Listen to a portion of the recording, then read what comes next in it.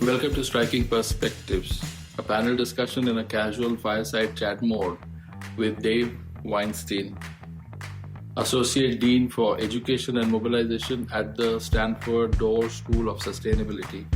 Today, we are discussing a wonderful book that contains distilled wisdom.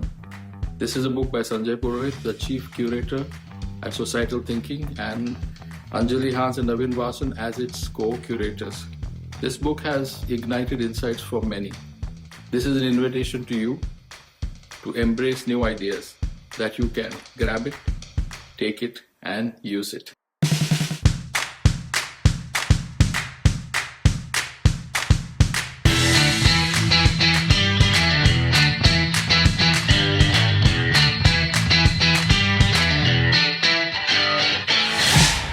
Thank you so much for making this time. And you have been very much engaged in helping into the focus group of reading and providing feedback to this wonderful book that has been put out. So, further, I must just say that what is your reflection on this and how do you relate to what's happening in your part of the world, the West Coast or beyond? I have to read this quote because this quote encapsulates my environment and my role and how I feel in my environment in a way that I never really thought about. In the beginner's mind, there are many possibilities, but in the experts, there are few. So now imagine yourself in a university context where everybody is an expert. Mm-hmm. And it's not just self-proclaimed, that they are actually experts. And the work that they have done have caused them to narrow their thinking over time, because in academia, it is about continuing, going deep and narrowing your thinking. And at the end of the day, what that results in is somebody having very limited ideas about what the answers can be. And I have the benefit in that environment of being a newcomer. And I'm a newcomer because I was previously at the Graduate School of Business and now at the Sustainability School. I'm a newcomer to sustainability entirely, and I'm a newcomer to this set of faculty and this set of ideas. And so it empowers me to be able to ask dumb questions and to have ideas that potentially other people may think are not worthy of pursuit. But I have the luxury of being able to at least hold on to them and ask why not. Sanjay and the discussions I've had with Sanjay and his team have encouraged me, because I'll tell you, it's hard when you're surrounded by experts and they all ask the question, I don't understand why you're doing what you're doing. And when you get that every day, to be able to have the opportunity to talk to Sanjay and his team, to cast the opportunity in the opposite direction and encourage you to think differently and to think more expansively, is the only reason I'm actually still pursuing this idea, and I'm deeply engaged and committed to it. Very sharply brought out the multiple layers of struggle that are embedded in this journey with you. I must say that I'm always humbled in the presence of academia. I'm a big believer that whoever I am today is because of my teachers. And that's when this journey began of putting together this idea of creating this grammar of scale, 2 years ago. Interestingly, one of the first few people I reached out was Eric Nee at Stanford, saying, "What do you think about this idea?" Because he was the editor-in-chief of Stanford Social Innovation Review, and he reviewed some of the work that we were putting together, and he's been very encouraging. I reached out to Professor Patrick Barwise, who's the Emeritus Professor of Marketing at London Business School, saying, "What do you think about this?" And now, of course, I'm learning from you, because while you say that there is this question around, but the rigor required to put together an idea and to make it useful enough for all contexts is a huge learning from how the academic environment works.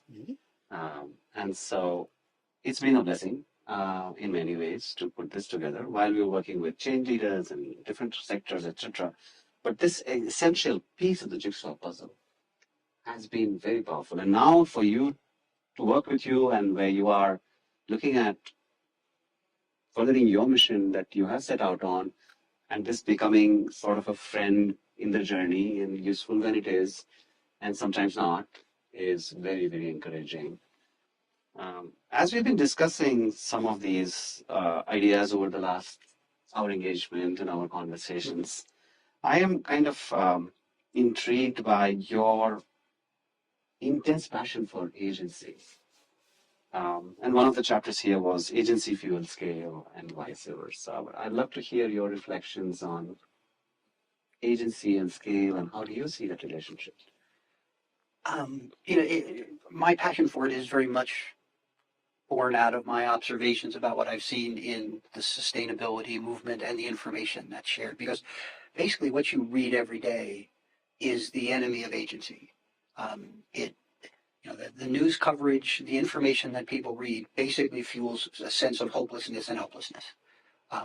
I can't, there's nothing I could do to solve this problem. Um, and I have no idea what I would do even if I could do something because the information out there is so confusing. And you have a lot of experts who are basically make the observation that there's nothing that an individual could do to impact a sustainable future or impact, climate change. And I have to say that those comments, those articles that I read just stuck in my throat and said, there's something fundamentally missing here, which is this notion of both agency and responsibility, which is the population of this planet has both the agency and the responsibility to right the ship. And to take that agency away actually takes the responsibility away too, which is I can continue to behave in an irresponsible way with regard to the planetary resources I'm using, because somebody's going to ride in on a white horse and going to figure out how to rescue me from the problem that I created. And one other point, I think as we look at the younger generation, they are passionate about behaving in a way that is more responsible. Right. Yet it is not clear to them what in the world they should do or how to reinforce, how to get other people to participate. So they sit on the sideline feeling hopeless and helpless when they have a passion to actually be engaged. You touched upon a very, very vital point of the news coverage. Yeah. And the incentive for news organizations are misaligned from where the real work is taking place. Yes. And there's no way we have a solution for changing the matrix for news organizations because they are incentivized very differently. And to your point, where the real work is happening and real things, real value is being created, the agency, the appropriate light has to be shown. Some light has to be put on their fantastic work that is possible and can be done. And how do you think this grammar is going to change the conversation? Anyone?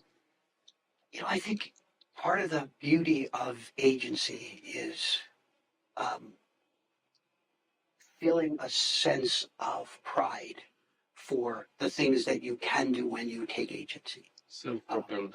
And to me, that's the virtuous cycle here, which is give people agency, but let them celebrate even the small things that they do differently. Because at the end of the day, I'm focused on trying to get people to make different decisions on a day-to-day basis, an hour-to-hour basis. It's not about whether they buy an electric vehicle or buy a solar panel for their roof. It's about what they decide to consume food-wise in a day, how they decide to shop or consume for clothing in a new or circular kind of way. There's tons of small decisions that people can make that they are fully within their power to make if they understand the implications of it and have the ability to feel good about it after they make those decisions. And part of that is intrinsically feeling good, but also extrinsically getting support from the community for the behaviors that are more responsible. Right. That is such an important and powerful thought. One of the themes that we tried to learn about and put together in this book was that shared solutions grow, right? So, sorry, set solutions grow, and shared ideas scale. Yeah. Right? Yeah. So you brought it out so well that agency, responsibility, then also fuels this sharing of learnings and what we can do and creating that hope. And that fueling scale because of people's hopes, aspirations, responsibilities, and agency rather than technical solutions that can be replicated. So that's an amazing thought. And to reflect more on that statement, this is really what in our initial conversations, what captured my imagination, because my experience prior to academia is as an entrepreneur. I started 5 companies in Silicon Valley, and you can't be an entrepreneur unless you have the mindset that you're solving a problem and you're taking control of all the variables necessary to solve that problem. And that mindset is very sticky. And when we were talking about how I think about this book, to me, it is about mindset. It's about approaching a problem with a fundamentally different mindset. And I remember leaving my first conversation with Sanjay and realizing to solve a problem at societal scale, you have to let go. And letting go is really, really hard. Um, and it's frustrating because you're not in control. But it was compelling to me that there is no way to achieve anything at any consequential scale if I need to hold on to every aspect of the solution. Learning to swim, I guess. That's the metaphor that conjures up in my mind as you have to let go. yeah, If you let don't go, let you go, dive in sink. it and you learn to swim. I think that's a very powerful That's it. image in my mind is Correct. coming up as you. A question to you, Raghu, is Uh, when we talked about this thing coming up and you said, I want to collaborate on this, what inspired you? What triggered you? oh my God. Sanjay, you and I go way back into Yes. when we worked with Tata Sons and did all the work that we did. The whole notion of, we have always debated this, how is value created? Hmm.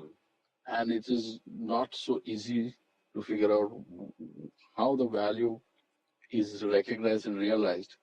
The monetary matrix is very different, and then the value creation is very different. So what excited me in this is that it's not about the money matrix, that is not the driving force.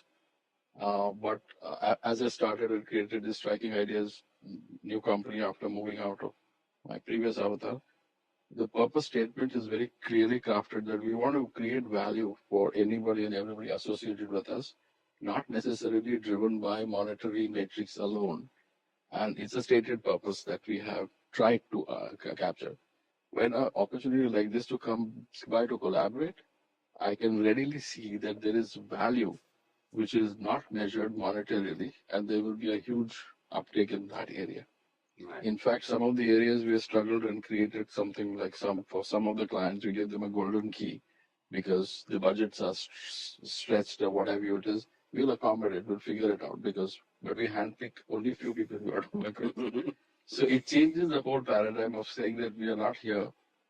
You have to see meaning beyond monetary gains, and that's what I saw in this project. So I readily said, Sanjay, this is what we are doing.